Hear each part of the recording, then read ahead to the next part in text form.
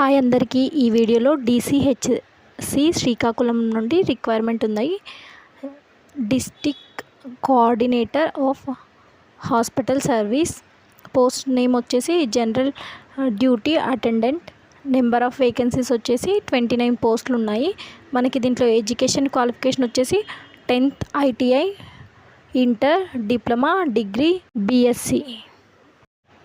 Job location వచ్చేసి శ్రీకాకుళం, ఆంధ్రప్రదేశ్. మనకు application mode వచ్చేసి ఆఫ్లైన్ ద్వారా అప్లై చేసుకోవాలి. మనకి వెబ్సైట్ వచ్చేసి srikakulam.ap.gov.inలో అప్లికేషన్ డౌన్లోడ్ చేసుకొని అప్లై చేసుకోవాలి. మనకి ఏజ్ లిమిట్ వచ్చేసి 42 years ఉంది. అలాగే ఏజ్ రిలాక్సేషన్ వచ్చేసి ఎక్స్ సర్వీస్ మెన్ వాళ్ళకి 3 years ఉంది. SC, ST, BC and EWS వాళ్ళకి 5 years ఉంది. PWD వాళ్ళకి 10 years ఉంది.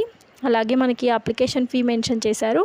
OC వాళ్ళకి 250 ఉంది. SC, ST, BC, PWD వాళ్ళకి ఎలాంటి ఫీజు లేదు.